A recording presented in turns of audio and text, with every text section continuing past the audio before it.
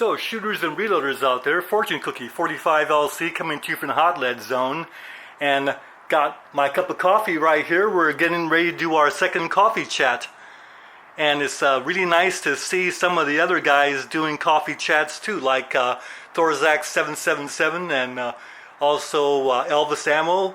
So this is neat stuff that Thorzak and Elvis are doing with their coffee chats. Really enjoyed those. So guys, keep those up. They're interesting. Anyway, for safety, there's no ammo for this rifle anywhere nearby. But I'm going to show you some ammo, but it doesn't fit this gun. So the idea behind this coffee chat was that sometimes we look into our storage shelves and we find stuff that's been there a while, and there's a story behind all those things. Well, we load new ammo and new load developments, and there's no story there. It's just like we're working on something. But to give you an idea, look at this one first. Box of 223s. Now, you know, I didn't use these for a long time, and this box was kind of full. The last time I went varmint shooting, we shot up half the box. So there's another time of varmint shooting here. What this one is 223 ammunition loaded with 27.3 grains of Winchester 748 powder and a 50 grain Sierra bullet. And these were what I used to shoot varmints out to say 200 yards. And it was fun. The little ground squirrels were done in very nicely by these. And then if they were farther out, then I would use these. And what these are, it's a 57.5 grains of 3100 powder, Remington 9.5 primer, and the 90 grain Sierra varmint bullet, 25-06 caliber. And I got quite a few of them here for the next varmint shooting expedition that the guys and I were going to go out to Weed or Williams, California to shoot, and this was all ready to go, but somehow that last trip never happened. So this got put away and it's ready for the day that they'll be called upon. They're waiting patiently. But anyway, I guess I've always been a varmint shooter. The earliest varmint shooting expedition I can ever remember taking part in was when a bunch of us that were still in high school decided that we wanted to go to the Emeryville dumps, and we had our Crosman pneumatic rifles, the 22 caliber pumps. Remember those things? You pump them like this. Yeah, I sure remember those Crosman pneumatic rifles. We used to shoot these 22 caliber pellets through them, the Crosmans, and they're kind of soft.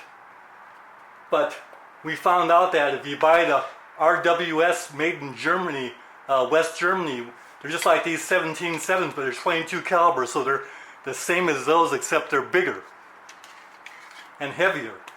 And that Crosman rifle was so accurate with these West German pellets. I mean, they would shoot, you could hit anything. At backyard ranges, one shot you'd get a hit. It was that accurate.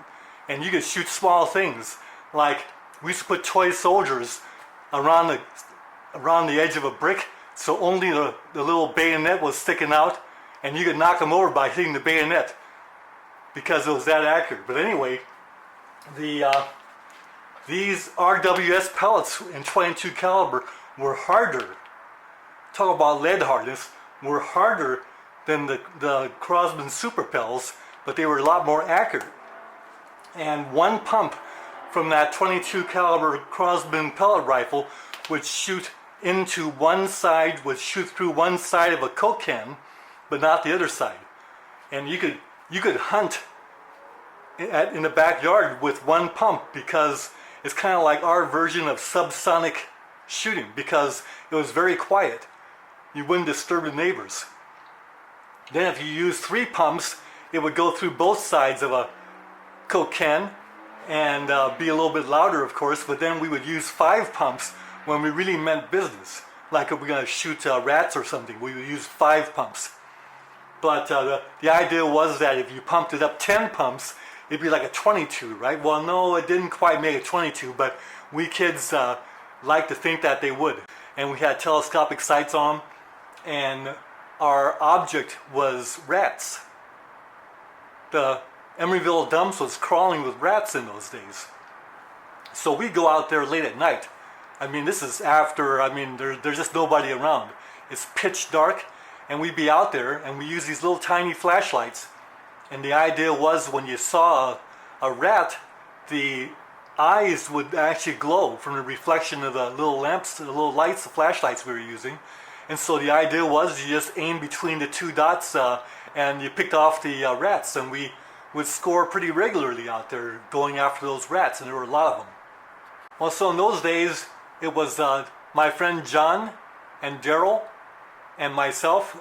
We'd go out there and we'd be out there late at night till about 1:32 in the morning hunting these rats, and then we'd get in the car and chat for a while. It was fun. We did that for a number of weeks until Daryl got drafted and off to Vietnam he went. Well, it just so happened that all the other parishioners in the church that I was attending, the ones that went to World War II, they all came back. The ones that went to Korea, they all came back, including Walt. And Walt was a BAR man that fought in a few of the battles in Korea. And I remember asking Walt, well, you know, Walt, you were fighting against the Chinese. You must have had to do quite a few of them in. And Walt told me, yes, it was expected of me. And that was his answer. Well, we lost Walt recently. He finally passed away from age, and I guess we're losing a lot of our veterans now, even Korean War veterans. But in Vietnam, the trend continued. Larry and Daryl went to Vietnam, and in spite of seeing some fair amount of action, they came back in one piece, and so we're very thankful of that. Daryl's a good friend of mine, and Larry's actually a very good friend of mine also. Well, Daryl doesn't talk much about his time over there in Vietnam, but I remember we did get out of him that his most scary experience in Vietnam was when he was involved in a fight, and he left his M16 with the grenade launcher, the 40mm grenade launcher that was underneath the M16. He left it behind and came back, and his platoon commander, whoever that was, said to him, "Where's your rifle?" And he said, "Oh, I left it back there." And he said, "Go back there and get it." And so Daryl went back all by himself to get his rifle, and he remembered that feeling of loneliness and being exposed was so frightening to him, more so than his action that he was decorated for. But anyway, that's Daryl. That's Daryl's story. And as for Larry, he spent the time in Nam as an MP. So, but there was times when the Tet was going on that there wasn't any. Everywhere was the front line, so he was right there also. So they came back. That's kind of nice, very nice. Well, my earliest memories of shooting ground squirrels with friends Doug and Dwayne and Ray and myself, we'd go up to Williams and Weed, California to shoot ground squirrels. And there were a number of expeditions that we went out there, and I actually talked about some of those in some of my other videos. But there was a time that when I was engaged to Jan, my fiancée at the time, I actually asked Jan whether she would join us on one of these varmint shooting expeditions. It required a lot of walking out in the open and this kind of thing, basically out in the open hillsides and dry creek beds and this kind of thing. And she was game to do it. I didn't think she was going to say yes, but she said yes. And then I had to ask the rest of the guys whether they minded having a gal come along. And they were quite surprised, but they of course they knew Jan. And they said, of course, they wouldn't mind Jan coming along at all. And in fact, we took care of her and made sure she had her privacy and all that kind of thing.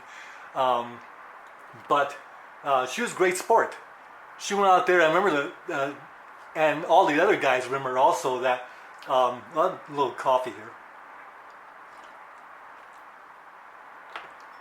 They remember to this day 2 incidents that happened during the time that Jan was with us.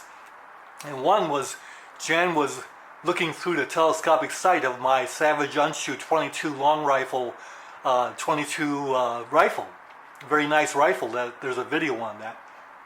And she was looking through the scope and she saw this jackrabbit. And she cried out, "A deer! A deer!" Well, it wasn't a deer, of course, a jackrabbit. And Dwayne promptly dispatched it with a 221 fireball out of his XP 100. And another time, the other incident that everybody remembers was when Dwayne and Doug were chasing this jackrabbit. They actually flushed out a jackrabbit, and the jackrabbit ran into this culvert, this drain pipe, and it was going through this kind of a berm. And what happened was Doug went on one side and Dwayne on the other side, and they were holding their 22 Ruger single sixes and waiting for the jackrabbit to come out. And Jan screamed at them because they were both facing into each other through this drain pipe. And so Jan shouted out, "Don't shoot each other! Don't shoot each other!" So we remember that very well. But that day, Jan didn't shoot any ground squirrels. We were the ones doing all the ground squirrel shooting, but she did manage to shoot a salamander off this log with a 22 long rifle. And what she says is she picked him off. Because what happened was the salamander was on this log doing push-ups, going up and down, and the 22 bullet, we saw it. The 22 bullet hit just underneath the salamander, and then it ricocheted up and got the salamander, just blew him off the log. And that's called barking a salamander. And Jan did that, barked a salamander. Yep, I remember these loads very well. There was a time that Larry was along with us on one of our shooting trips out there. I think it was out at Williams. And I was shooting these 25-06 rounds, or very similar, this is the load, out there. And we saw this ground squirrel way out there on the side of this hill across this canyon. And so I set up, and the range was about 450 yards, and had my rifle zeroed in for I think it was 250. And so had to hold about a foot above the ground squirrel's head, and fired and made a nice hit. And the other guys, Dwayne and Doug, came back after they were through shooting magpies, and they came back and said, "Yeah, we heard you fire that shot. We heard the hit too. You could tell the little whop of the bullet hitting the ground squirrel after the shot, so you connected." That was kind of fun. And Larry says that he really remembers well the way I set up to make that shot. Well, people might say that when you shoot a deer or something, how horrible is that because you're shooting Bambi and all that kind of thing. But when you shoot a ground squirrel or a jackrabbit or something, really those creatures are like varmints. And if you need an argument about it, what happened is that on one of our expeditions we went out there, and the same MO, we went out early in the morning with a couple cases of beer, and we gave it to the farmer and asked for permission to hunt his land. And he had seen us out there before, so he said no problem. But this time we went out there, we didn't see one single ground squirrel, because instead we found these little cans of 1080, and that was poison. So what the farmer had done was, or rancher, he's a rancher because it's cattle, and what he had done was he had taken bait and laced it with that 1080 and scattered it around, and all the ground squirrels ate that because that's what they do, and they all died. And the death from 1080 can't be very humane. So the argument is we go out there for sport shooting, and the ground squirrels are taken very humanely by our high velocity rifles, much better than to have them done in by poison. So varmint shooting is a very viable type of activity, and I can imagine how much fun it would be to go out and go after those prairie dogs and those kind of critters out there. Varmints are basically infestations. There's a lot of these little critters that cause trouble, like they dig holes in the ground, and the cattle would step in and break their legs, and then the rancher would lose a head of cattle. Well, I suppose that if the science fiction world would tune in and would cut in with the idea that a invading extraterrestrial might come in and view humans as being infestation varmints of this world. And not only that, but if you look at some of the varmints, like in the Old West, it says, well, you put your hands up, you varmint. Well, varmint could be a person. That's a kind of a detestable type of varmint. So you see there, it could be used there, that term.